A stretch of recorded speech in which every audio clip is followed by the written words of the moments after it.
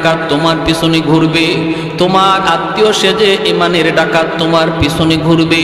কারণ একজন মুমিনের সবচেয়ে বড় দৌলত হলো দৌলতে ঈমান। ওই দৌলতে ঈমান যদি তোমার বাঁচাইতে হয়, নবী বলেন একা একা হাঁটবা না, নিজেরে পণ্ডিত মনে করবা না। আমার কাছে বাংলা কোরআন শরীফ আছে, আমার কাছে বাংলা হাদিস আছে, আমি কেন ইমাম সাহেবের কাছে যাব, আমি কেন হুজুরের কাছে যাব, এমনটা মনে করে একা একা হাঁটবা না, নিজেরে পণ্ডিত মনে করবা না।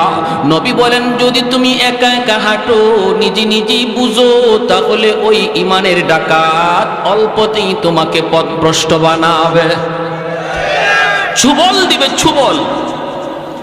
আর যখনই দেখবে তোমার সম্পর্ক ইমাম সাহেবের সাথে, সম্পর্ক এলাকার আলিম উলামার সাথে, সম্পর্ক মাদ্রাসার সাথে, সম্পর্ক মুফতি মুহাদ্দিস সাহেবের সাথে, তখনই ডাকাত মনে মনে ভাববে না না, ওর কাছে যাওয়া যাবে না, যায় কোনো লাভ হবে না।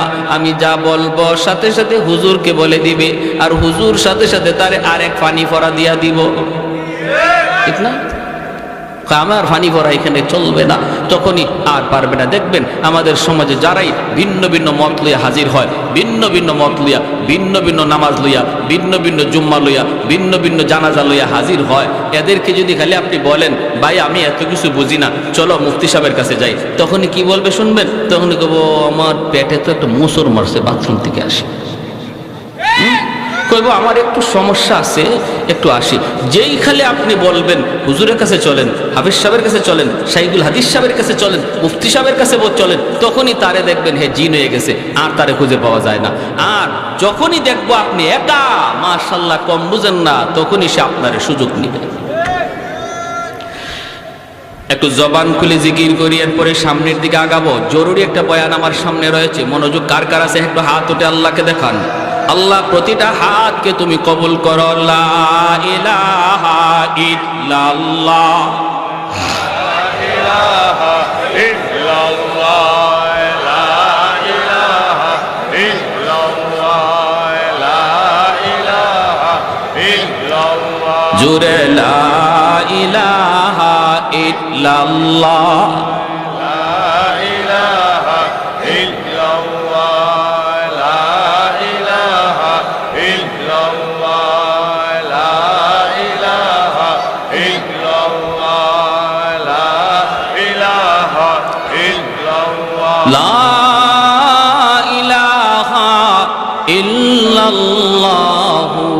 মুহাম্মাদুর রাসূলুল্লাহ।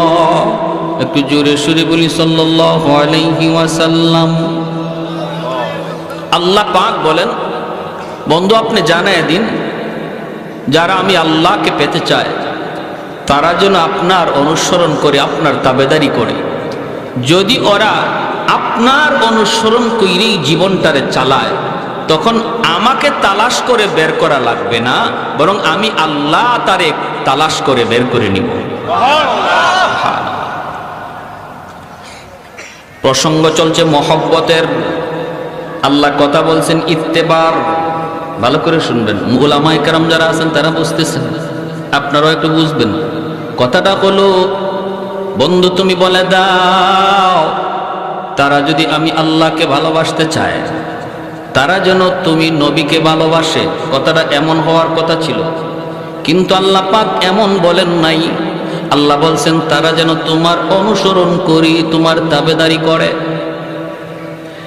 কেন এই মহব্বতের প্রসঙ্গ আল্লাহ বাদ দিয়া ইত্তেবায় নিয়ে গেলেন?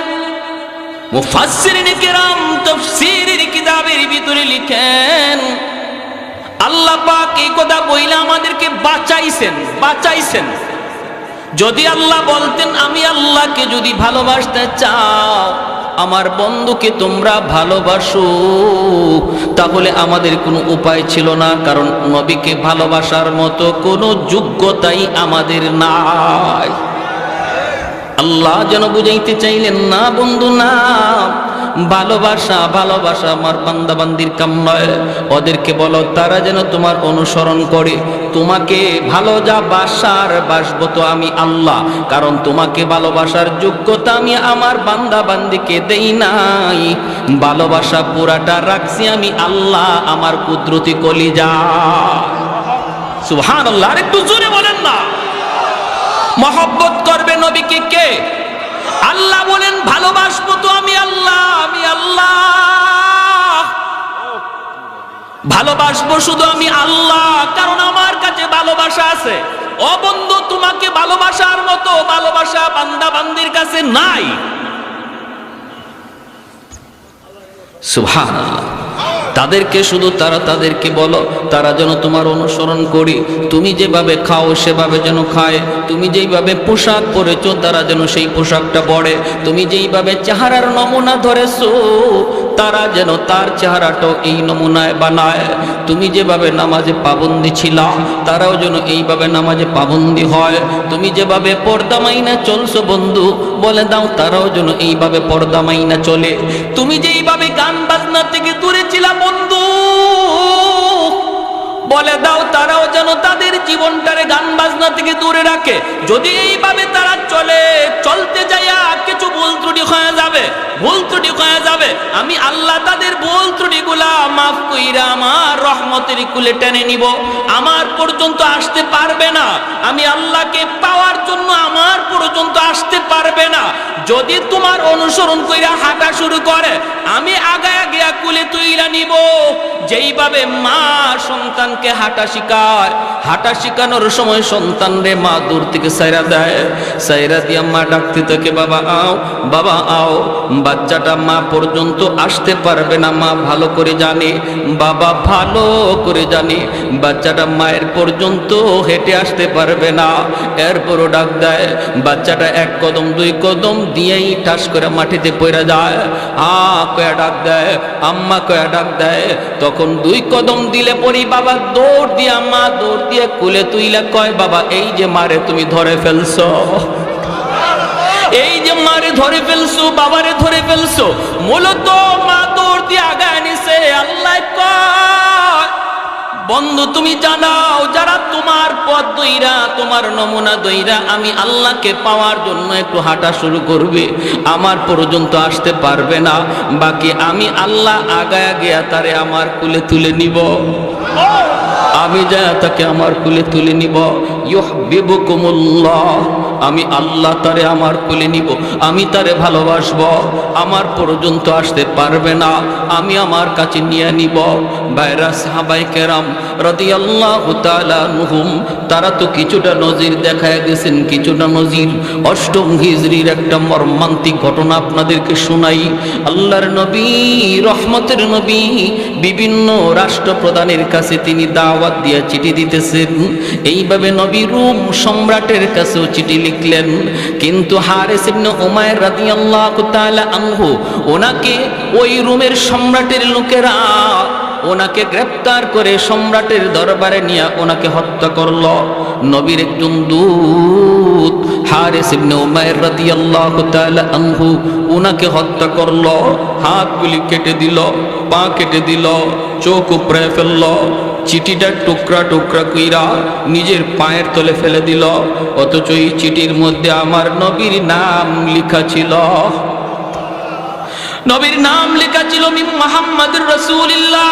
মুহাম্মাদুর রাসূলুল্লাহর পক্ষ থেকে শামের প্রধানের কাছে চিঠি, ইলা আজিজ শাম। সে খেপে গেল, খেপে গেল। 2 দিনের মুহাম্মদ মাত্র মদিনার রাষ্ট্রনায়ক, এখনই আমার নামের আগে তার নাম, নবীর নাম তার নামের আগে, এটা সহ্য করতে পারল না। সাথে সাথে চিঠিটা ছিঁড়ে নিজের পায়ের নিচে ফেলে দিল।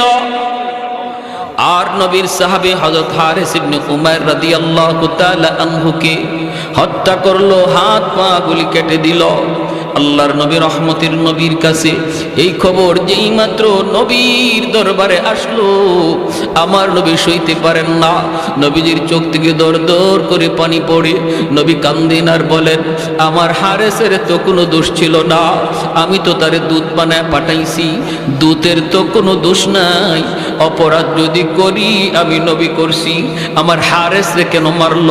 তাও এইভাবে অঙ্গ প্রত্যঙ্গগুলি কাইটা দিল। মায়ার নবী, দয়ার নবী, রহমতের নবী গরম হয়ে গেলেন নবীজি। সাহাবায়ে কেরামের সামনে নবী বায়াত নিলেন, শপথ নিলেন, আমার হারেস হত্যার বিচার না নেওয়া পর্যন্ত, বদলা না নেওয়া পর্যন্ত আমরা কেউ শান্তিতে ঘুমাবো না। কারা কারা প্রস্তুত? সব সাহাবী নবীর হাতে হাত রেখে শপথ নিলেন। জুড়ে বলি আল্লাহু আকবার। তাহলে কি বোঝা যায়? ইসলামে খালি নরম না গরমও আছে? আমার নবী গরম হয়ে গেলেন। আল্লাহ বলেন ইসলাম হলো নরমের জায়গায় নরম, গরমের জায়গায় গরম। ইসলামে শুধু নরম নাই, ইসলামে শুধু গরমও নাই, ইসলামে নরমের জায়গায় নরম, গরমের জায়গায় গরম থাকতে কয়। মুহাম্মাদুর রাসূলুল্লাহ ওয়াল্লাযীনা মাহু আশিদ্দাউ আলাল কুফফার রুহামাউ বাইনাহুম। আশিদ্দাউ আলাল কুফফার বইলা আল্লাহ গরম হওয়ার কথা বলছেন, রুহামাউ বাইনাহুম দ্বারা নরম হওয়ার কথা বলছেন। আল্লাহ বলেন তাদের আখলাক হলো, আমার নবীর সাহাবীদের আখলাক হলো ওরা নিজেরা বড় নরম, নিজেরা বড় নরম, নিজেরা কোনো মারামারি নয়, কাটাকাটি নয়। মুসলমানে ভাইয়ে কোনো দ্বন্দ্ব নয়। এক ভাই ভুল বুঝে আরেক ভাই ভুল শুধরায় দিবে, কিন্তু বিতর্ক নয়, ঝগড়া নয়, গালাগালি নয়, মারামারি নয়।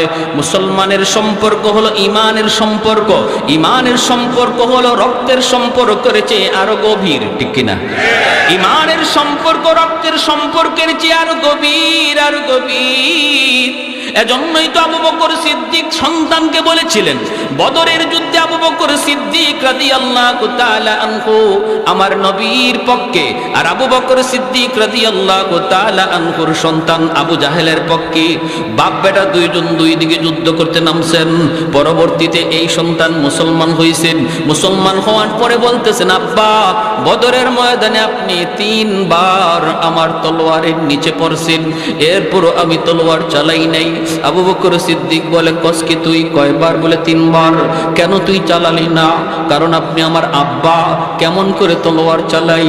আবু বকর সিদ্দিক বলে, তাহলে শুন বেটা শুন, তোরা যুদ্ধ করস দুনিয়ার কামাইয়ের জন্য, আর আমরা যুদ্ধ করি আল্লাহর সন্তুষ্টির জন্য।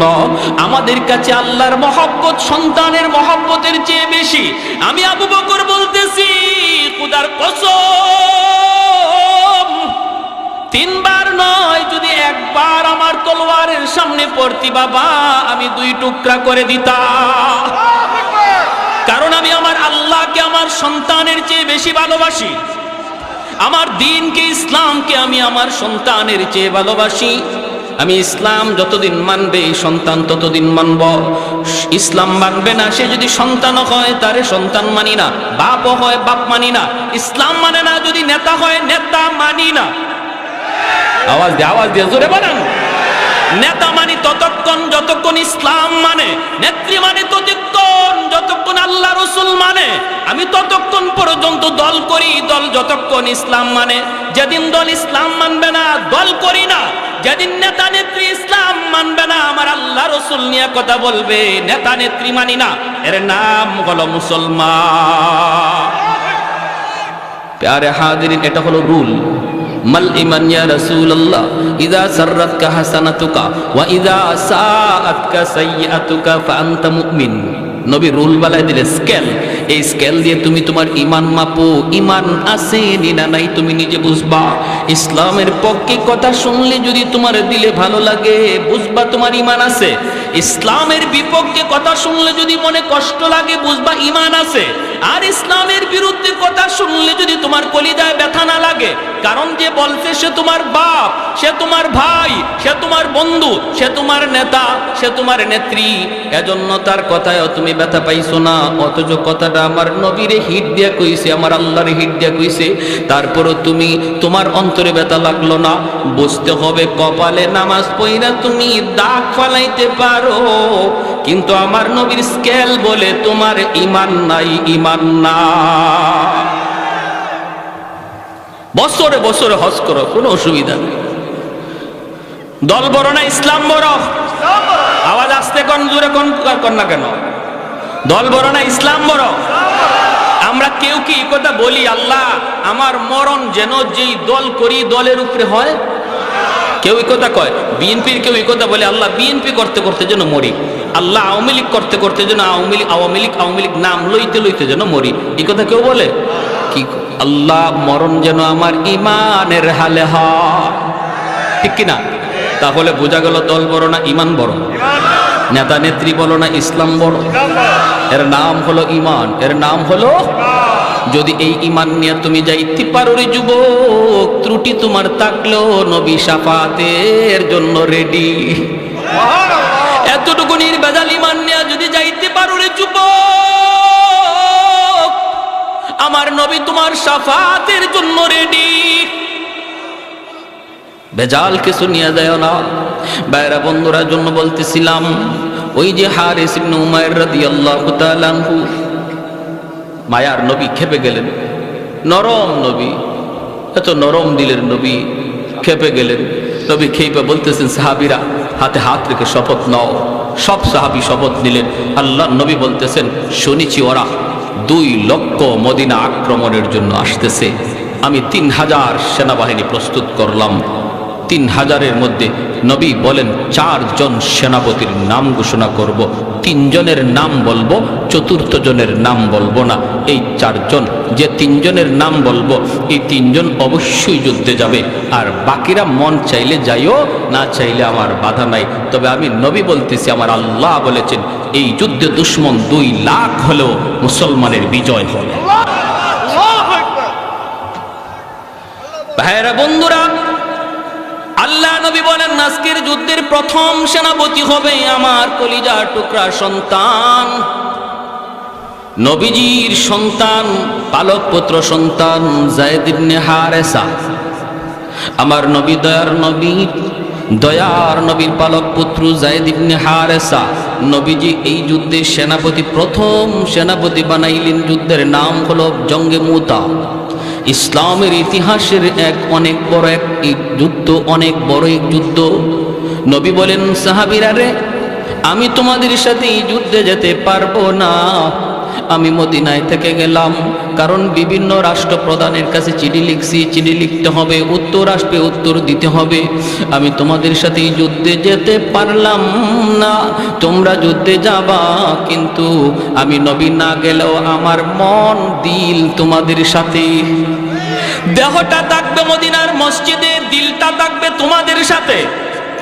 আমি মদিনার মসজিদে বসে বসে যুদ্ধের হালচাল দেখবো। আল্লাহু আকবার। মায়ার নবী, দয়ার নবী বলেন আজকের যুদ্ধের প্রথম সেনাপতি আমার সন্তান যায়েদ ইবনে হারেসা। এই নেতা নেত্রীরা একটু ভালো করে শোনো, যারা রাজনীতি করবে ভাই একটু শোনো, শোনো, দেখো নেতার আদর্শ দেখো। নেতা যুদ্ধে পাঠাইতেছে সবার আগে নিজের ছেলে, আর আমাদের দেশের নেতা ছেলেরে পড়ায় লন্ডনে, আমেরিকায়, আমার পোলারে পাঠায় যুদ্ধে। কি আপনি আমার ফুলাফান্ডে পাঠায় পিস্তল দিয়া আর রিভলভার দিয়া, আর তার ফুলারে আমেরিকা পড়ায়। আই রে বুকা, আমরা কেমন বুকা হইছি বুঝেন? কেমন ফাইছি আমরা রে বলদ। মায়ার নবী, দয়ার নবী বলেন আমার পুত্র সর্বপ্রথম সেনাপতি। আল্লাহু আকবার কর। যায়েদ ইবনে হারেসা নবী যুদ্ধে প্রথম সেনাপতি ঘোষণা করলেন। আর নবী বলেন আমার ছেলে যায়েদ শহীদ হলে সেনাপতি হবে জাফর ইবনে আবি তালিব। নবী বলেন জাফর শহীদ হলে সেনাপতি হবে আব্দুল্লাহ ইবনে রাওয়াহা। নবী বলেন সেনাপতি হবে আব্দুল্লাহ ইবনে রাওয়াহা। তিনজন সেনাপতির নাম বললেন। এরপরে নবী বলেন আব্দুল্লাহ শহীদ হলে সেনাপতি হবে চতুর্থ একজন। তোমাদের পরামর্শে আমি তার নাম বললাম না, কিন্তু তার হাতেই বিজয় আসবে। আল্লাহু আকবার। সে হবে আল্লাহর তলোয়ার, আল্লাহর তলোয়ার। নবী বলেন সে হবে মালিকের তলোয়ার। নাম উপাধি হলো সাইফুল্লাহ। প্রথম তিনজন সেনাপতির নাম নবী ঘোষণা কইরা নবী শহীদ শব্দ লাগায় দিলেন। প্রথম সেনাপতি যায়েদ ইবনে হারেসা, শহীদ হলে জাফর ইবনে আবি তালিব, শহীদ হলে আব্দুল্লাহ ইবনে রাওয়াহা, শহীদ হলে একজন। তাহলে তিনজন শহীদ, তিনজন প্রথম সেনাপতি, তিনজন প্রথম কাতারের সেনাপতির নামের সাথে নবী শহীদ শব্দ যোগ কইরা নবী কদার ইঙ্গিত দিয়ে দিলেন এই তিনজন আজকের যুদ্ধে তারা শহীদ হয়ে যাবে। এমনকি ওই তিনজন তারা নিজেও বুঝে ফেলছেন, নবী আমার পরে যেহেতু আরেকজন সেনাপতির নাম ঘোষণা করেছেন, তাহলে এই যুদ্ধ থেকে আমি জীবন্ত আইতে পারবো না, এই যুদ্ধে আমি শহীদ হয়ে যাব। আমার পরে নবী আরেকজন সেনাপতির নাম ঘোষণা করেছেন, যার পরে আরেকজন সেনাপতির নাম ঘোষণা করেছেন। তিনি বুঝে গেছেন এই যুদ্ধে তিনি শহীদ হয়ে যাবেন। এরপরে মায়ার নবী, দয়ার নবী বলতেছেন যাও পরিবারের কাছ থেকে বিদায় নিয়ে আসো। আমার নবী রহমতের নবী, মায়ার নবীও জানেন আজকের যুদ্ধে তার কলিজার টুকরা সন্তান যায়েদ ইবনে হারেসাকেও নবী চিরদিনের জন্য হারাইবে। যায়েদ ইবনে হারেসা কার কাছ থেকে বিদায় নিবে? কেউ তো নাই, মদিনায় কেউ নাই। যায়েদ ইবনে হারেসার মদিনায় আপন বলতে কেউ নাই, আছেন শুধু আমার মায়ার নবী আর একটা ছেলে, যেই ছেলের নাম হলো উসামা। বয়স হলো মাত্র 13 বৎসর। যায়েদ ইবনে হারেসার বাড়ি তো মক্কা মদিনা নয়, বাড়ি তো হলো ইয়ামেন। অতএব তার আত্মীয় স্বজন মক্কা মদিনায় কেউ ছিল না, বাপ মা কেউ মক্কা মদিনায় না। যায়েদ ইবনে হারেসার বয়স যখন 10 বছর, তখন তিনি ইয়ামেনে মার সাথে নানার বাড়িতে যাইতেছেন। ওই অবস্থায় রাস্তায় ডাকাত দলের হাতে তারা হামলার শিকার হলেন। ডাকাতেরা হামলা করে যা ছিল নিয়ে গেল, আর যায়েদ ইবনে হারেসা ছোট্ট বালকটারও তারা কিডন্যাপ করলো। ওনাকে নিয়ে তারা মক্কার উকাজ নামক বাজারে উঠাইল। তখন মানুষ বেচা কেনা হইতো, উকাজ নামক বাজারে উঠাইল, দাম ধরলো, আর ওই দাম অনুপাতে কিনলেন তাকে আম্মাজান খাদিজাতুল কুবরা রাদিয়াল্লাহু তাআলা আনহা। আম্মাজান খাদিজাতুল কুবরা রাদিয়াল্লাহু তাআলা আনহা যায়েদকে কিনে নিয়ে গেলেন। যায়েদ ইবনে হারেসা আম্মাজানের ঘরে গিয়া তিনি এইবার বুঝলেন যে মানুষের মাঝেও মায়া আছে, দয়া আছে, দরদ আছে। এতদিন পর্যন্ত ডাকাতদের হাতে থাকতে তিনি বুঝেন নাই মানুষের দিলে যে মায়া আছে, দরদ আছে। মানুষ দেখলে যা ভয় পাইতো, ছোট্ট বালক মানুষ দেখলে ভয় পাইতো, মনে করতো মানুষ মানে হিংস্র জানোয়ারের চেয়ে আরো খারাপ। কিন্তু আম্মাজানের ঘরে গিয়ে তিনি শান্তি পাইলেন, মানুষের দরদ মায়া তিনি বুঝলেন। আম্মাজানের সাথে আমার নবীর বিবাহ হলো। এরপরে আম্মাজান যায়েদকে নবীকে হাদিয়া দিয়ে দিলেন। আল্লাহর নবীর কাছে চলে আসলেন যায়েদ ইবনে হারেসা। এখন তো আরো মহামানব দরদি নবীর ঘরে আসলেন, নবীর খেদমত করেন, নবীর গোলাম যায়েদ। আস্তে আস্তে বড় হইতেছেন, নবী মায়া করতেছেন, বড় হইতেছে। এই দিকে ইয়ামেনে তার বাবা তার মা পাগল, মা শুধু রাস্তায় রাস্তায় যায়েদ যায়েদ কয়া কান্দে, বাবা শুধু দেশ দেশে যায়েদ যায়েদ কয়া ঘোরে। ওই অবস্থায় পাগলের মতো মা বাবা, আর কোনো সন্তান নাই, একমাত্র যায়েদ। মক্কায় কিছু মানুষ ইয়ামান থেকে আসলো হজ করার জন্য। আল্লাহ নবীর সাথে যায়েদকে দেখেই তারা চিনে ফেলেছে, এই ছেলেটা তো আমাদের যায়েদের মতো মনে হয়, যাকে তার মা দীর্ঘদিন আগে হারাইছিল, কয়েক বছর আগে হারাইছে, ডাকাতের হাতে অপহরণ হয়েছে। আমাদের যায়েদেই তো।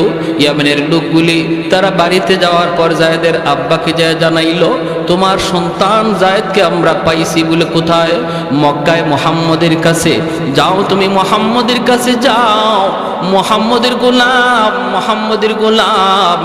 কিন্তু আমরা জানি মুহাম্মাদুর রাসূলুল্লাহ বড় নরম দিলের মানুষ। যদি তোমরা যায় বলো আমাদের ছেলেটা ডাকাতের হাতে অপহরণ হয়েছিল, সব কিছু খুলে বলবা, দেখবা মুহাম্মদ তোমাদের সন্তানকে তোমাদের কুলি ফিরাইয়া দিবে। জায়েদের বাবা, জায়েদের চাচাকে লইয়া মক্কায় হাজির। আমার নবী, মায়ার নবী, দয়ার নবীর ঘরে হাজির। আল্লাহ নবীর কাছে আইসা পরিচয় দিলেন, আমরা ইয়ামেন থেকে এসেছি। কেন? কই শুনেছি আপনার কাছে একটা ছেলে আছে, আপনার গোলাম, নাম হলো জায়েদ। মায়ার নবী বলেন, হ জায়েদ তো আমার গোলাম, তো কি হয়েছে কোন? তখনই জায়েদের বাবার চোখ থেকে টলটলায় পানি পড়ে, কারণ যেই বাবার সন্তান হারাইছে সে জানে সন্তান হারানোর ব্যথা কত কষ্টের। যেই মার সন্তান হারাইছে সেই মা জানে সন্তান হারানোর ব্যথা কত কষ্টের। মরে যাওয়াটা এত কষ্ট নয়, হারায়া যাওয়া যত কষ্ট।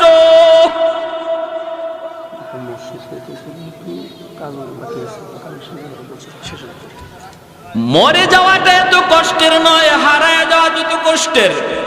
কারণ সর্বদা সর্বক্ষণ মার অন্তরে শুধু জ্বালা, হায় রে আমার ছেলেটা, আমার মেয়েটা এখন কোথায় আছে, কোন জায়গায় আছে, কোন অবস্থা আছে, কি করতেছে। ভাইরা বন্ধুরা, জায়েদের আব্বা যখন হাউমাউ করে কান্দা দিছে আর বলতেছে, নবী গো, জায়েদ আমার সন্তান, একমাত্র সন্তান হারাইছি, ডাকাতের হাতে অপহরণ হয়েছিল। এরপরে মা পাগল, আমি বাবা পাগল, এখন শুধু রাস্তায় রাস্তায় ঘুরি। খবর পাইলাম আপনার কাছে, চলে আসলাম। এই যে অনেকগুলি হাদিয়া আনছি, অনেকগুলা স্বর্ণ মুদ্রা নিয়ে আসছি, আমার সন্তানটারে ফিরাইয়া দেন, মার কোলে সন্তানটারে ফিরাইয়া দেন, লাগে আপনি পয়সা নেন। আল্লাহর নবী তখন বলতেছেন, একটু থামুন, পয়সা লাগবে না, পয়সা লাগবে না। নবী বলেন, আমি নবী এতিম, আমি নবী বাবা পাই নাই, বাবার আদর কেমন আমি নবী তা জানি না, আব্বু ডাকে কত মজা আমি নবী জানি না। অতএব আমাকে পয়সা দেওয়া লাগবে না, আপনি একটু অপেক্ষা করুন। নবী ডাক দিলেন পাশের রুমি, জায়েদ এইদিকে আসো। জায়েদ ইবনে হারেসা তিনি আসলেন। ঘরে ঢুকেই তিনি দেখেন দুইটা মানুষ বসা। চেহারাটার দিকে তাকাইয়ে চিনে ফেললেন, জায়েদ আমার হারানো বাবা। বাবাও চিনে ফেলেছে হারানো সন্তান জায়েদ। দৌড় দিয়া বাবার সন্তানের বুকে জড়ায় ধরে কান্দে। ছেলে বাবাকে ধরে কান্দে, বাবা ছেলেকে জড়ায় ধরে কান্দে। ভাইরে কারো চোখে এমন নাই যে ওই সময় কেউ কাঁদে নাই। নবী কাঁদতেছেন, জায়েদের চাচা কাঁদতেছে, বাবা কান্দে, ছেলে কান্দে।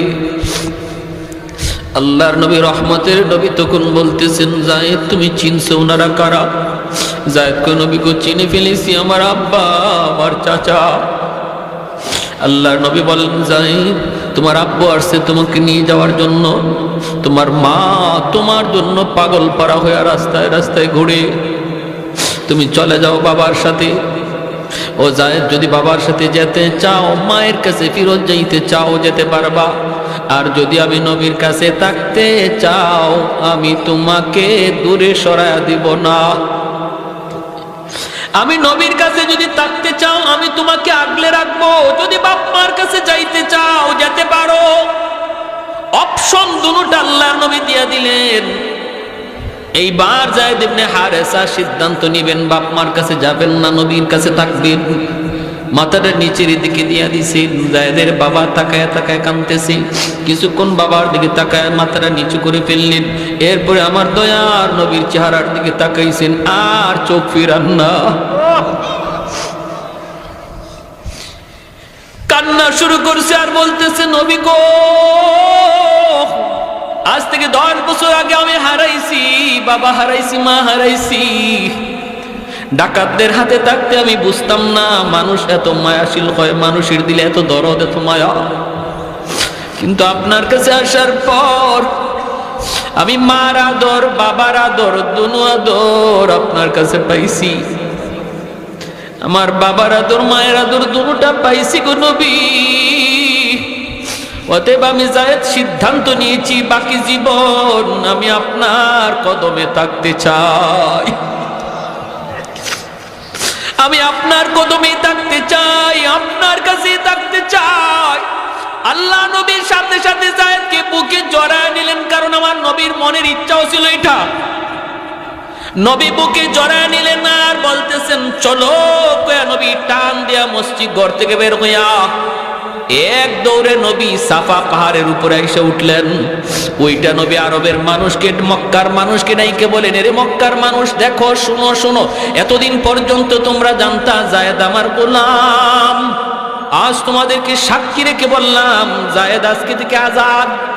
এতদিন পর্যন্ত তোমরা জানতা যায়েদ আমার গোলাম, আজ থেকে যায়েদ শুধু গোলাম নয়, যেই যায়েদ মা পাইয়া বাবা পাইয়াও বাপ মার কাছে যায় না, আমি নবীর কাছে থাকে, আজ থেকে যায়েদ হলো আমার সন্তান।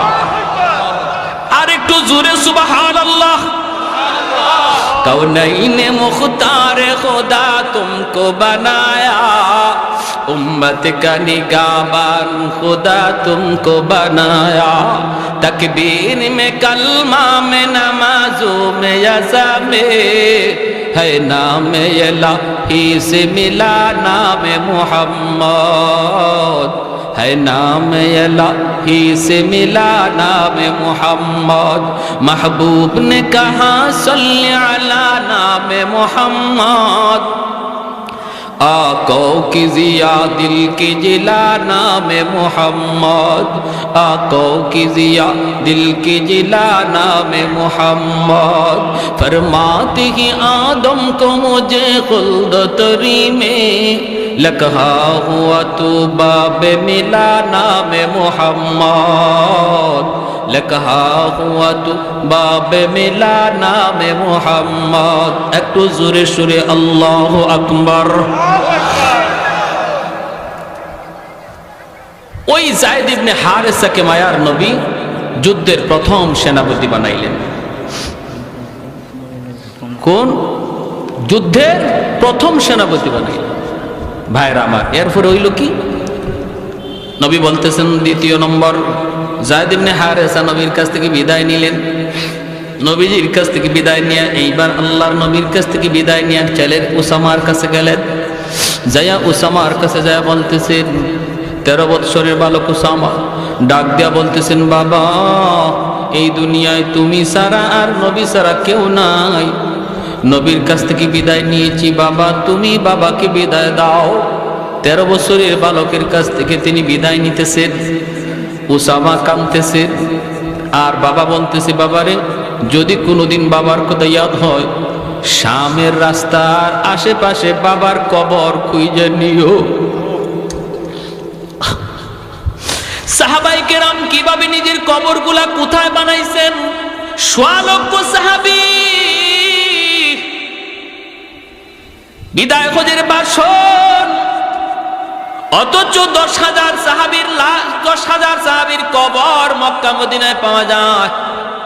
1 লক্ষের উপরে সাহাবায়ে কেরামের কবর নিজের দেশে নাই, পৃথিবীর দিক দিগন্তে পড়ে আছে।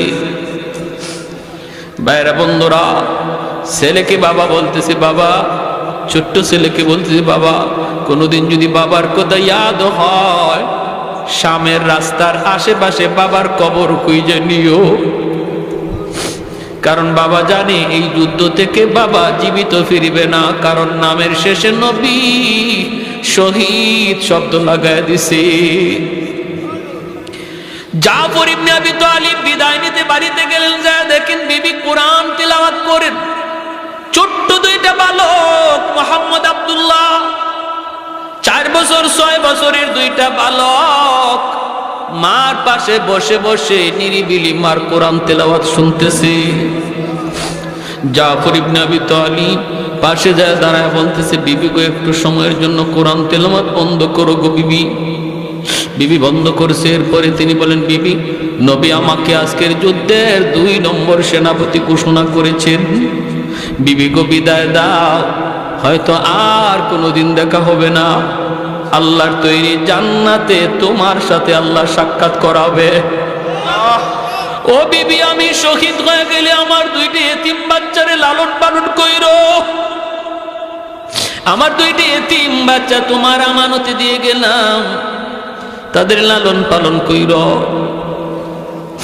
তখনই বিবি বুঝে গেছে। বিবি কয়, স্বামী গো, যুদ্ধে যাইতেছো যাও, কিন্তু আমি নবীর জবানে শুনেছি যুদ্ধে যাওয়ার আগে দোয়া করলে আল্লাহর দরবারে দোয়া কবুল হয়। আমি একটু দোয়া করব, তুমি শুধু আমার সাথে আমিন আমিন বলবা। জাফর ইবনে আবি তালিব বলে, ঠিক আছে, তুমি মুনাজাত করো। বিবি হাত উঠাইছেন মুনাজাতের জন্য। 1 নম্বর দোয়াটাই করছেন, আল্লাহ আজকের যুদ্ধে তুমি মুসলমানদের বিজয় দান করিও।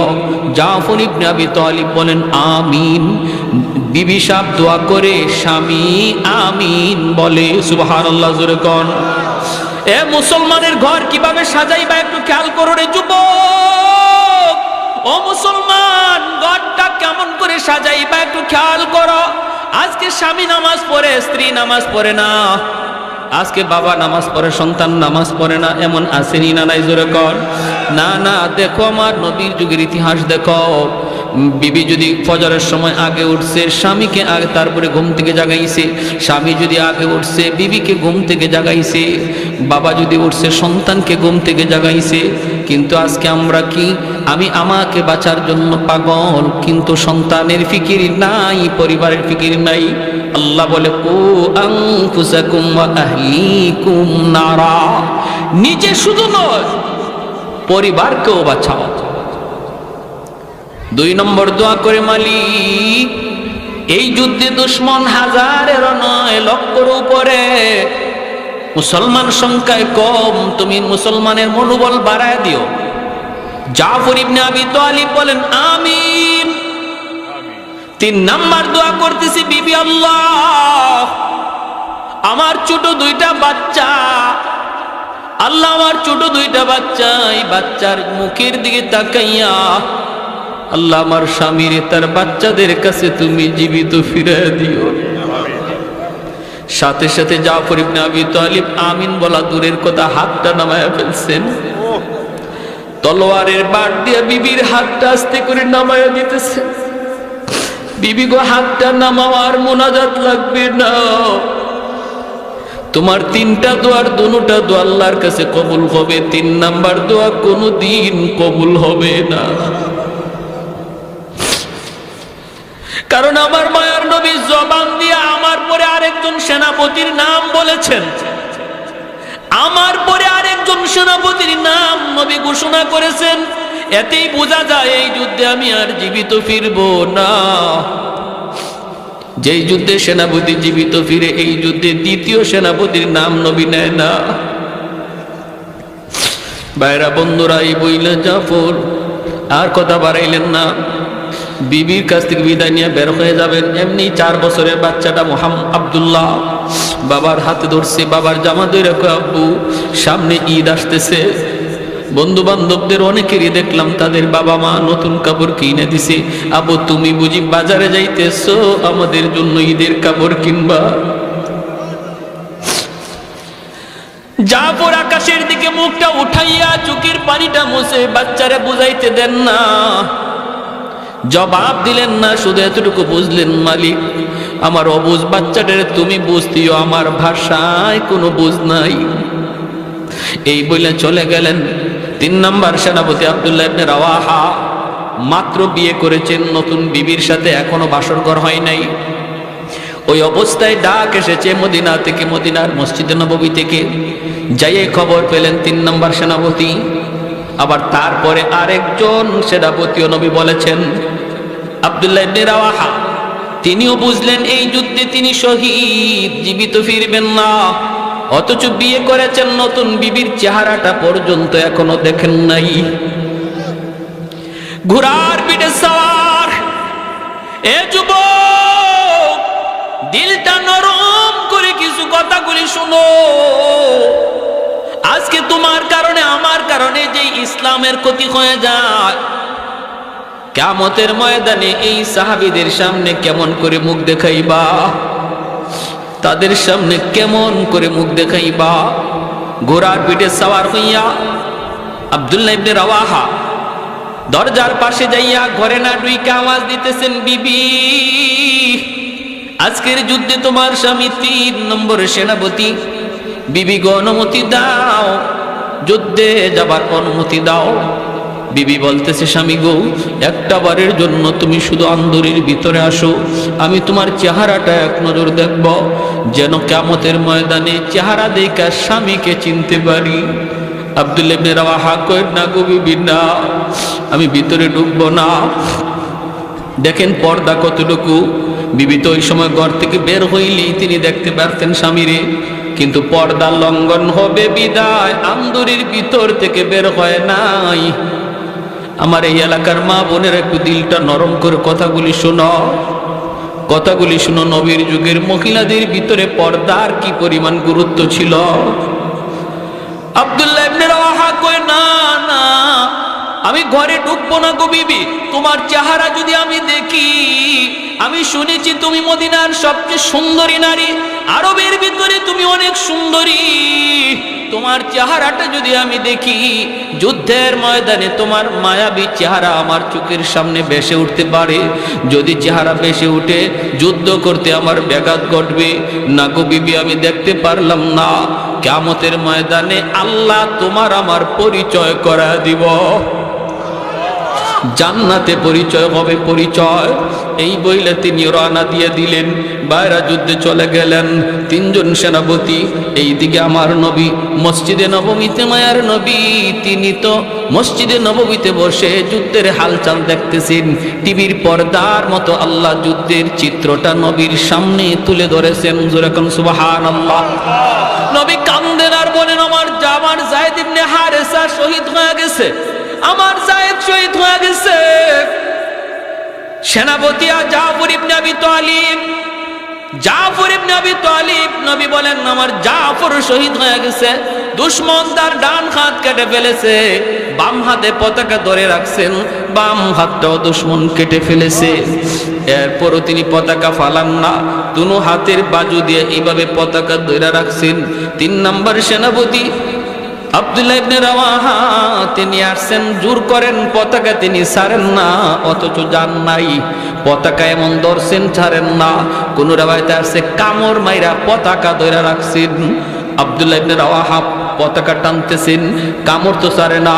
এবার তিনি বলতেছেন, জাফর পতাকা অন্য কেউ টানে না, পতাকা টানতেছে আমি আব্দুল্লাহ, যার নাম নবী তোমার পরে সেনাপতি ঘোষণা করছে।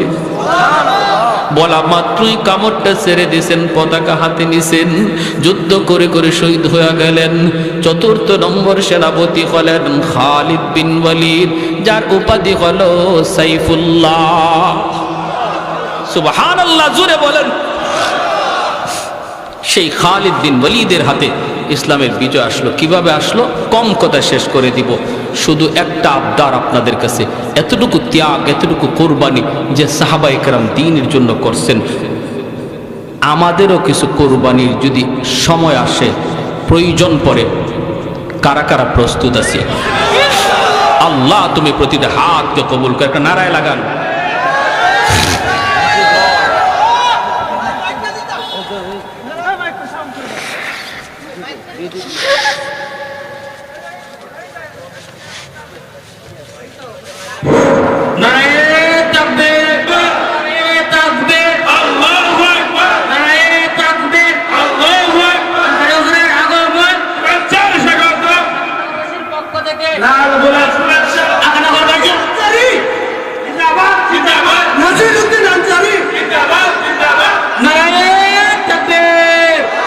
আলহামদুলিল্লাহ। আমার ভাইরা ভালো করে শুনেন, রাখেন, আমি বলতেছি শুনেন, ভালো করে শুনেন।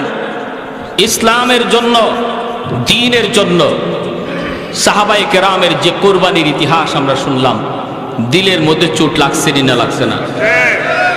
ভাইরা আমার, আজ আমাদের কারো অবহেলার কারণে যদি ইসলামের কোনো ক্ষতি হয়, সে জাফর ইবনে আবি তালিব, আব্দুল্লাহ ইবনে রাওয়াহা, হারিস যায়েদ ইবনে হারেসার সামনে কিয়ামতের ময়দানে আমাকে জবাব দেওয়া লাগবে। ঠিক কিনা জোরে বলেন? জবাব দেওয়া লাগবে। উলামায়ে কেরাম কখনো খামোখাই রাগ করে না, গুসা করে না। উলামায়ে কেরাম কখনো অযথাই ময়দানে নামে না। উলামায়ে কেরাম নবীর হাদিস পড়ানোতে নিয়ে আসছে। উলামায়ে কেরাম দ্বীনের কাজে ব্যস্ত আছে। উলামায়ে কেরাম দ্বীন নিয়ে ব্যস্ত। কিন্তু যদি কখনো উলামায়ে কেরাম ময়দানে নামে, বুঝতে হবে এটা সবার ইমানি দায়িত্ব।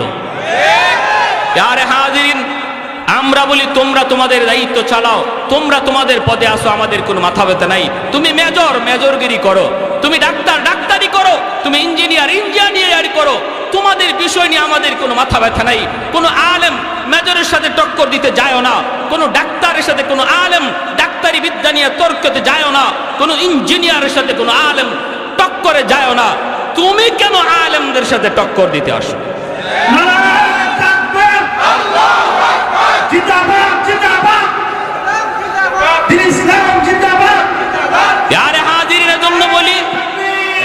আমি এজন্য আপনাদেরকে বলি, আমাদের সর্বদা এই ব্যাপারে সজাগ থাকতে হবে, সজাগ থাকতে হবে। ফন্ডিতি করো, যার যার বিষয় লিয়া ফন্ডিতি করো, আরেকজনের বিষয়ে ফন্ডিতি দেখায়ও না। এটা অনধিকার চর্চা, অনধিকার চর্চা। আর আমরা উলামায়ে কেরাম যারা আছি, আমরা যারা উলামায়ে কেরাম ভক্ত আছি, আপনাদের কাছে আমার অনুরোধ, আমাদের মাঝে দ্বন্দ্ব যেন না থাকে, দূরত্ব যেন না থাকে। সামান্য কিছু ভুল ত্রুটি, সামান্য কিছু বিভেদ, এটাকে বড় আকারে না করি। কারণ আজকে আমাদের ভিতরে, আলেমদের ভিতরে কোনো ওয়াইজের বিরুদ্ধে কথা বলতে যায়, যদি আমরা সেটা পাবলিক প্লেসে বলি, তখন নাস্তিকরা সুযোগ পায়। ঠিক কিনা জোরে কোন? ইসলাম বিরোধীরা সুযোগ পায়। কে বিদাতি, কে কওমি, কে ওয়াহাবি, কে আলিয়া, কে লম্বা টুপি, কে গোল টুপি, এই সমস্ত জিনিস বাদ দেন আল্লাহর দোহাই। কারণ সমস্ত দুশ্মন এক, আমরা কেন এক হতে পারবো না? আওয়াজ দিয়া বলেন ঠিক কিনা? ছোটখাটো বিষয় নিয়ে আমরা একজনে আরেকজনের মন্দ বলি, আর অন্যদিকে দুশ্মন হাসে। দুশ্মন হাসে। দুশ্মনের হাসি খোরাক বন্ধ করুন, দুশ্মনদের হাসির খোরাক বন্ধ করুন। এখনো সময় আছে, বোঝার চেষ্টা করুন। রুহামা উবাইনাহুম, আল্লাহ বলে নিজেদের ভিতরে রহম করো, নিজেদের ভিতরে দয়া করো, নিজেদের ভিতরে ছাড় দেওয়ার মন মানসিকতা তৈরি করো। না, এক ভাই ভুল বলেছে, সেটাকে শুধরানোর ব্যবস্থা রয়েছে। সাধারণ মানুষের সামনে কটাক্ষ নয়, গালি নয়, ফতুয়াবাজি নয়, বন্ধ করো সব ফতুয়াবাজি। এক প্ল্যাটফর্মে চলে আসো। বাংলাদেশ ইসলামী জাগরণের সম্ভাবনাময় এক দেশ। এখনো যদি উলামায়ে কেরাম এক হয়ে যায় আর আলেম বক্ত পাবলিক এক হয়ে যায়, মাথা তোলার সাহস কোনো বেঈমানের নাই।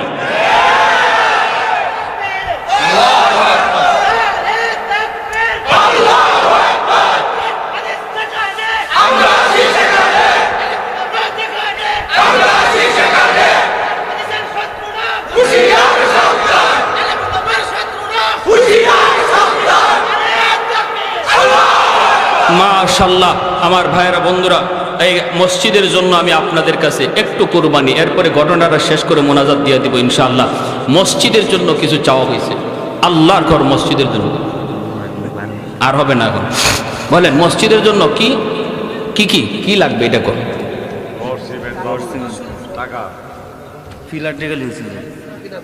মসজিদের জন্য নালানাকুনান্না মিনাল খাসিরিন রব্বিরহামহুমা কামা রব্বায়ানি সগীরা রব্বিরহামহুমা কামা রব্বায়ানা সগীরা। রব্বুল আলামিন, একটু মায়ার নজরে, কুদরতি নজরে একটু তাকায় দেখো, তোমার বান্দারা বসে বসে তোমার কথা, তোমার হাবিবের কথা, সাহাবায়ে কেরামের কথা শুনতেছে। আমলখানা যদি পছন্দনীয় হয়, এর উসিলায় আমাদের জীবনের সব গুনাহ খাতাগুলি মাফ করিয়া দাও। আয় আল্লাহ, যারা হাত বাড়াইছি মালিক, জানি না গো মালিক, কার হায়াত কতদিন দুনিয়ায় বাকি আছে। কত যুবক ঘর থেকে বের হয় আর ঘরে ফিরে না, কত বাবা সন্তানের কাছ থেকে হাসি মুখে ঘর থেকে বের হয়ে যায় আর সন্তানের কাছে ফিরে আসে না। ও মালিক, জানি না আমাদের হায়াত কতদিন কিভাবে তুমি রাখছো। আল্লাহ, বেনামাজি বানায়া তুমি কাউকে মরণ দিও না গো আল্লাহ। খাটি দিলে তওবা করলাম। আল্লাহ, আমাদের সবাইকে পাক্কা নামাজি দিনদার বানায়া দাও। এই এলাকার প্রতিটা যুবককে পাক্কা নামাজি দিনদার বানাও। আয় আল্লাহ, ঘরে ঘরে কোরআন তেলাওয়াতের আমল চালু কইরা দাও। মা বোনদেরকে পর্দা নিশিন দিন